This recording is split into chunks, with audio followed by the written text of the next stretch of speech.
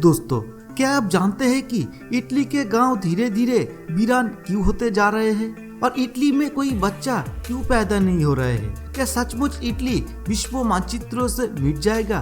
सबसे पहले आप इटली के इस गांव को देखिए, जहां कभी हजारों लोग रहते थे, लेकिन आज ये गांव पूरी तरह से वीरान हो चुके हैं। और इटली में ऐसे हजारों गांव हैं जहां कोई भी लोग नहीं रहता है। और आप इटली के प्रसिद्ध चिंपुचर कम्युनिटी स्कूल के बारे में तो सुना ही होगा, जहां लाखों इटालियन बच्चे पढ़ते हैं। लेकिन आज ये स्कूल बंद है क्योंकि यहाँ अब कोई बच्चा नहीं पढ़ता है। लेकिन ये सब बहुत छोटी छोटी घटनाएं हैं, जहाँ एक इटालियन न्यूज एजेंसी ने अपने आर्टिकल में दुनिया के सामने आकर कहा था कि यहाँ पिछले 3 महीने में एक भी बच्चा नहीं पैदा हुआ है। और इस मामले ने पूरी दुनिया को हैरान कर दिया, क्योंकि जहाँ भारत की जनसंख्या तेजी से बढ़ रही है और बच्चे पैदा हो रहे हैं, वही इटली में कोई बच्चा नहीं पैदा हो रहे हैं। लेकिन अब सवाल यह है कि इटली में ऐसा क्यों हो रहा है और इसके पीछे की सच्चाई क्या है। आज के इस वीडियो में हम आपको सब कुछ बताएंगे, लेकिन उसके लिए आपको आज का ये वीडियो अंत तक जरूर देखना होगा। मगर उससे पहले जिन दोस्तों ने अभी तक हमारे चैनल को सब्सक्राइब नहीं किया है, वे नीचे दिए गए सब्सक्राइब बटन को प्रेस करके हमारे चैनल को सब्सक्राइब कर लीजिएगा। उसके साथ बगल में मौजूद घंटी आइकॉन को भी जरूर दबा देना। तो चलिए शुरू करते हैं। दरअसल दोस्तों, अभी कुछ महीने पहले इटली के बारे में वहां के स्वास्थ्य मंत्री ने सीधे तौर पर कहा था कि इटली खत्म होने वाला है, क्योंकि जिस गति से यहाँ लोग मर रहे हैं उस गति से बच्चे पैदा नहीं हो रहे हैं। लेकिन बच्चे पैदा करने के बारे में लगभग कोई भी नहीं सोच रहा है। यहाँ तक कि बच्चा पैदा करने के बारे में जागरूकता फैलाने के लिए इटली सरकार ने लोगों को अधिक बच्चा पैदा करने के लिए प्रोत्साहित करने के लिए 22 सितंबर 2016 को राष्ट्रीय प्रजनन दिवस मनाया था।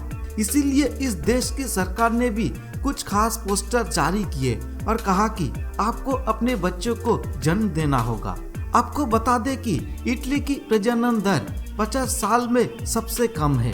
अगर ऐसा ही चलता रहा तो इटली की आबादी खत्म हो जाएगी। और इसके 3 प्रमुख कारण हैं। जैसे अगर हम इटली के इतिहास पर नजर डालें तो 1 सदी पहले इटली एक कृषि प्रधान देश था, यानी वहाँ की जीविका खेती पर निर्भर थी और कुछ नहीं, जिसकी वजह से वहाँ के लोग ज्यादा बच्चे पैदा करते थे, क्योंकि अगर परिवार में ज्यादा लोग होते तो खेती और अन्य काम अच्छे से हो पाते थे, साथ ही घर चलाने में भी आसानी होगी। लेकिन फिर धीरे धीरे इटली का विकास हुआ और वहाँ वेतन प्रणाली शुरू की गई है। जब वेतन प्रणाली शुरू होती है तो आपको अनिवार्य रूप से 1 महीने के लिए कारखाने में काम करना होगा और कुछ महीने के बाद आपको कुछ वेतन मिलेगा। जब ये वेतन प्रणाली शुरू की गई थी तो लोगों ने परिवार बढ़ाने के बारे में नहीं सोचा था और वे पहले की तुलना में कम बच्चे पैदा करते हैं। वहाँ के लोगों ने सोचा कि 7 लोग खेत में काम करके जितना कमाते थे, मजदूरी प्रणाली शुरू होने के बाद 2 लोग उतना ही कमा सकते थे। और जब द्वितीय विश्व युद्ध छिड़ा तो जनसंख्या और भी कम हो गई। युद्ध के बाद जब इटली की जनसंख्या कुछ बढ़ गई तो सामाजिक कल्याण प्रणाली शुरू हो गई। तब इस व्यवस्था में कुछ अजीब नियम थे। इस व्यवस्था के अनुसार बच्चे जन्म के बाद उस बच्चे की जिम्मेदारी माता पिता की नहीं बल्कि सरकार के हाथ में होगी। सरकार उनकी शिक्षा से लेकर शारीरिक स्वास्थ्य तक की देखभाल करती थी। इस कारण वहाँ के लोगों के लिए अधिक बच्चा पैदा करने का कोई कारण नहीं था। परिणाम स्वरूप 1955 के बाद इटली में जन्म दर में तेजी से गिरावट आई और आज स्थिति ये है कि अब वहाँ कोई बच्चा पैदा नहीं होता है। दोस्तों, इटली में बच्चा पैदा ना होने के एक और बड़ा कारण कोरा इस्तीफा है। इसकी नीति ये है कि एक इटाली महिला को नौकरी में शामिल होने के लिए एक कोरे कागज पर हस्ताक्षर करना होगा। दरअसल इटली एक विकसित देश है, यही कारण है कि यह 45% महिलाएं रोजगार क्षेत्र में काम करती है। लेकिन नौकरी ज्वाइन करने से पहले मालिक ने उनसे पूरे कागज पर हस्ताक्षर करा लिया। ये उनका त्याग पत्र है, क्योंकि यदि भविष्य में कोई महिला गर्भवती हो जाती है तो उस त्याग पत्र से उसे आसानी से नौकरी से बर्खास्त कर दिया जाता है। दोस्तों, ये स्वाभाविक है कि आजकल लड़के और लड़कियां में कोई अंतर नहीं है। लड़कियां भी अब बाहर जाकर कमाना चाहती है, काम करना चाहती है और इटली एक विकसित देश है। परिणाम स्वरूप महिला वहाँ काम करना चाहेगी, लेकिन वहाँ की महिलाओं को अपने भविष्य को लेकर हमेशा डर बना रहता है। और वो ये है कि अगर वहाँ कोई महिला गलत कारण या योजना के चलते गर्भवती हो जाती है तो उसे उस नौकरी से बर्खास्त कर दिया जाता है। इसके कारण समय के साथ साथ लड़कियों की मां बनने की इच्छा खत्म हो गई है और यही कारण है कि वहाँ की लड़कियां कम उम्र में मां बने बिना अपने जिंदगी का आनंद ले चाहती है और ढेर सारा पैसा कमाना चाहती है। वे मां बनकर अपनी नौकरी नहीं खोना चाहती है। दोस्तों, इटली में बाल जन्म राष्ट्रीयता की कोई अवधारणा नहीं है, इसलिए वहाँ की महिलाएं बच्चे को जन्म देने से पहले थोड़ी घबरा जाती है। मान लीजिए कि वहाँ की एक महिला नौकरी के लिए अमेरिका गई और वहाँ आपका कोई बच्चा है तो वो जन्म से ही अमेरिका की नागरिक माना जाएगा और इस बात का सबूत होगा कि वो जन्म से अमेरिकी नागरिक है। लेकिन इटली में ऐसा नहीं है। भले ही आपको इटली में नागरिकता कार्ड मिल जाए या आप वहाँ का नागरिक बनने के लिए कर चुका है तो भी आपके बच्चे को इटली की नागरिक नहीं माना जाएगा।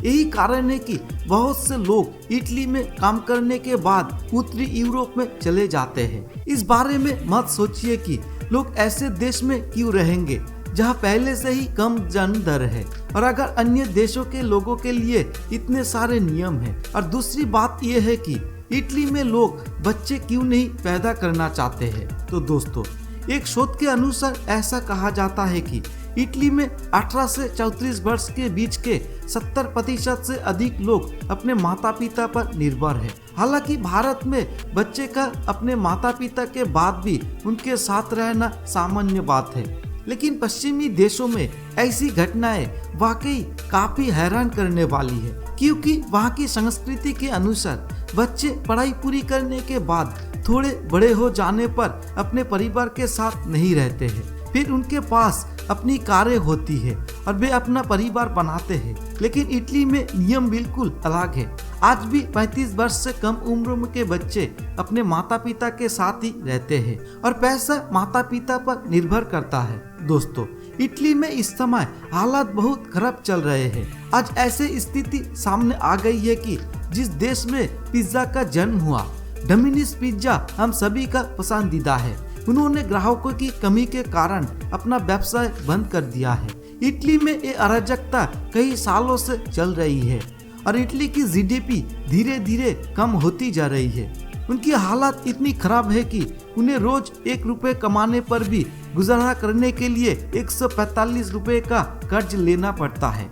ऐसे समय में जब देश का भविष्य ही निश्चित नहीं है तो लोग वहाँ बच्चा पैदा करने के बारे में कैसे सोच सकते हैं। दोस्तों, इन बातों को जानने के बाद आप कुछ हद तक अंदाजा लगा सकते हैं कि इटली में कितना संकट चल रहा है। इस तरह इटली में जनसंख्या कम होने लगी है। अब यहाँ सवाल आता है कि इटली इन सब से खुद को कैसे बचाएगा, जो मौजूदा समय में भी अहम चर्चा का विषय है। इस समय इटली सिडनी की रणनीति के बारे में सोच सकता है, क्योंकि अगर हम द्वितीय विश्व युद्ध के बाद सिडनी की औसत प्रजनन दर पर नजर डालें तो ये स्पष्ट है कि 2000 साल के बाद से वहाँ प्रजनन दर बहुत तेजी से बढ़ी है, जबकि स्वीडन ने कुछ विशेष रणनीतियाँ लागू करके अपनी जनसंख्या में गिरावट को कम किया है। जो स्थिति आज इटली में उत्पन्न हुई है वही स्थिति एक समय स्वीडन में भी थी, लेकिन उन्होंने अपने देश की जनसंख्या बढ़ाने के लिए कुछ नियम बनाए, जिनमें से पहला था बच्चों की देखभाल।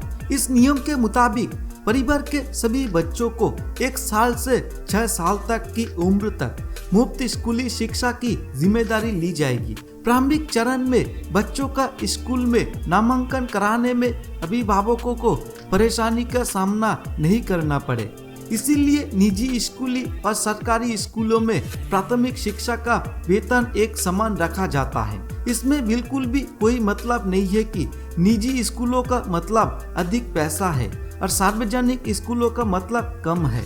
स्वीडन में काम करने के लिए दिया जाने वाला पैसा भी हर व्यक्ति के लिए पर्याप्त है। स्वीडन पहले बच्चे के लिए सबसे ज्यादा रकम वसूलता है और अगर दूसरा या तीसरा बच्चा है तो उनकी पढ़ाई का खर्च काफी कम होता है और अगर तीसरे बच्चे से ज्यादा बच्चा होता है तो उनकी शिक्षा मुफ्त हो जाती है, यानी बच्चा पूरी तरह से मुफ्त में अपनी पढ़ाई जारी रख सकेगा।